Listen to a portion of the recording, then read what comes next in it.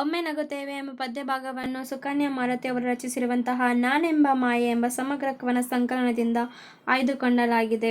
ಇಲ್ಲಿ ಯಾವ ವಿಷಯದ ಬಗ್ಗೆ ಕುರಿತು ಕವಿತೆ ಹೇಳ್ತಿದ್ದಾರೆ, ಯಾವ ವಿಷಯದ ಬಗ್ಗೆ ನಗು ಬರ್ಬೇಕಂತ ಅನ್ಕೊಂಡಿದ್ದಾರೆ ಅಂತ ಕೇಳಿದಾಗ ನಮಗೆ ಇಲ್ಲಿ ಏನಾಗುತ್ತೆ ಅಂದರೆ, ಶೋಷಣೆಗೆ ಒಳಗಾಗಿರುವಂತಹ ಶತಮಾನಗಳಿಂದ ಜನ ಸಮುದಾಯದಲ್ಲಿ ಸಮಪಾಲು ಇಲ್ಲದಿರುವಂತಹ ವರ್ಗದ ಬಗ್ಗೆ ಇಲ್ಲಿ ಮಾತನಾಡ್ತಿದ್ದಾರೆ. ಯಾರಿಗುಂಟು ಯಾರಿಗಿಲ್ಲ ಎನ್ನುವ ವಾತಾವರಣ ಇಲ್ಲಿದೆ. ಬಡವರು, ನಿರ್ಗತಿಕರು, ಬದುಕಿನ ಅರ್ಥ ನೋವಿಗೆ ಮನ ಮೀರುವ ಅಂಶ ಇಲ್ಲಿದೆ. ತಿನ್ನಲಿಕ್ಕೆ ತುತ್ತು ಅನ್ನ ಇಲ್ದಿರುವವರು ಹೆಂಗ್ ನಗ್ಲಿಕ್ಕೆ ಸಾಧ್ಯವಾಗುತ್ತೆ?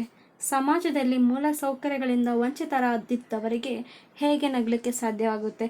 ಅಸಮಾನತೆಯಿಂದ ಒಳಗಾಗಿರುವವರು ಹೇಗೆ ನಗಲಿಕ್ಕೆ ಆಗುತ್ತೆ? ಈ ರೀತಿಯಾದಂಥ ಪರಿಸ್ಥಿತಿಯಲ್ಲಿ ಹೇಗೆ ಒಬ್ಬ ಮನುಷ್ಯ ನಗಲಿಕ್ಕೆ ಆಗುತ್ತೆ ಅಂತಹ ವಿಷಯ ಇಲ್ಲಿ ಗೊತ್ತಾಗ್ತದೆ. ಅದೇ ರೀತಿಯಾಗಿ ನಾವು ಪದ್ಯದ ಪ್ರಾರಂಭ ಮಾಡಿದರೆ, ದನಗಳಿಗೆ ಮೇವಿಲ್ಲ, ಜನಗಳಿಗೆ ನೀರಿಲ್ಲ, ಗಂಜಿಗೂ ಗತಿ ಇಲ್ಲ, ನನ್ನವರು ಸತ್ತ ದನಗಳನ್ನು ಕಿತ್ತು ತಿನ್ನುವುದನ್ನು ಕಣ್ಣಾರೆ ಕಾಣುತ್ತಾ ಕಥಕಥನೆ ಕುದಿಯುವ ಅಗ್ನಿ ಪರ್ವತವಾಗಿದ್ದೇನೆ ಅಂತ ಹೇಳ್ತಿದ್ದಾರೆ. ದನಗಳಿಗೆ ಮೇವಿಲ್ಲ, ದನಗಳಿಗೆ ಅಂದರೆ ಹಸುಗಳಿಗೆ ಮೇವಿಲ್ಲ, ಹುಲ್ಗಡ್ಡೆ ಇಲ್ಲ ಅಂತ ಹೇಳ್ತಿದ್ದಾರೆ. ಜನಗಳಿಗೆ ಕುಡಿಯಲಿಕ್ಕೆ ನೀರಿಲ್ಲ. ಏಕೆಂದರೆ ಇಲ್ಲಿ ಪ್ರಸ್ತುತ ನಾನು ಓದ್ತಿರುವುದು ಎಂಟೈರ್ ಪದ್ಯ ಓದ ತಕ್ಷಣ ನಂಗೆ ಅರ್ಥ ಆಗಿದ್ದು ಏನಂದ್ರೆ, ಇಲ್ಲಿ ದಲಿತ ಸಮುದಾಯ ಅಥವಾ ಶೋಷಿತ ವರ್ಗದ ಬಗ್ಗೆ ಮಾತಾಡ್ತಿದ್ದಾರೆ. ಬಗ್ಗೆ ಹೇಗೆ ಅವರಿಗೆ ಅನ್ಯಾಯವಾಗಿತ್ತು ಎಂಬ ವಿಷಯಗಳ ಕುರಿತು ಮಾತನಾಡ್ತಿದ್ದಾರೆ.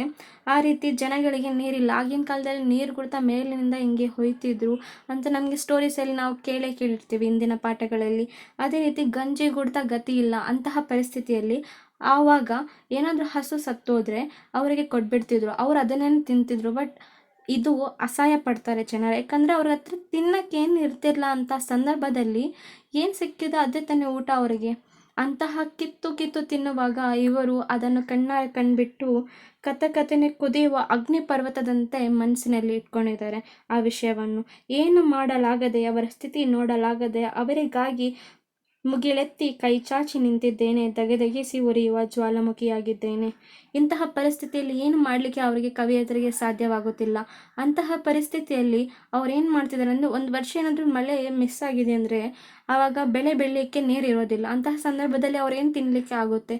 ಅದೇ ರೀತಿ ಮಳೆ ಬರಲಿಕ್ಕೆ ಅಂತ ಅವರು ದೇವರಿಗೆ ಸಹ ಕೈ ಮುಗಿದು ಮುಗಿಲೆತ್ತ ಕೈ ಚಾಚಿ ನಿಂತಿದ್ದಾರೆ.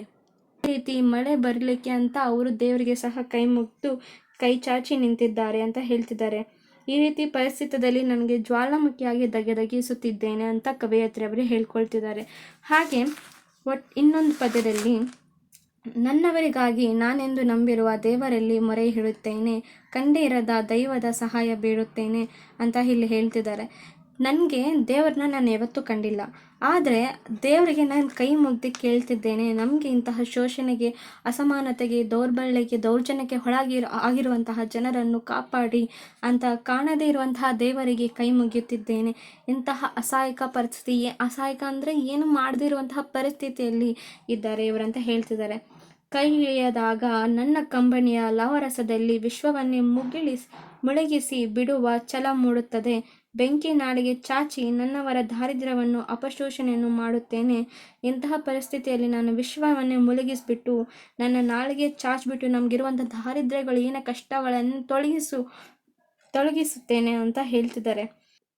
ಅವರ ದೀನ ದಲಿತತನಕ್ಕೆ ಧಿಕ್ಕಾರವಿರಲಿ, ಅವರನ್ನು ನೋವನ್ನು ಸರ್ವನಾಶ ಮಾಡುತ್ತೇನೆ, ಅವರಿಗಿರುವಂಥ ಎಲ್ಲ ಕಷ್ಟಗಳನ್ನು ನಾನು ನಾಶ ಮಾಡ್ತೇನೆ ಅಂತ ಹೇಳಿ ಕವಿಯತ್ರಿಯವರು ಇಲ್ಲಿ ಹೇಳೋದು ನಾವು ಕಾಣ್ತಿದ್ದೀವಿ. ನನ್ನವರನ್ನು, ನನ್ನ ಪ್ರೀತಿಯ ಜನರನ್ನು, ಎಲ್ಲರೂ ನಾನೇ ಆದವರನ್ನು ನಾನು ನಗಿಸುತ್ತೇನೆ, ದಗೆಯಿಂದ ಹೊರಗಿಸುತ್ತೇನೆ, ಹೊಗೆಯಿಂದ ಪರ ಮಾಡುತ್ತೇನೆ, ಅವರನ್ನು ನಗಿಸುತ್ತೇನೆ ಅಂತ ಹೇಳ್ತಿದ್ದಾರೆ.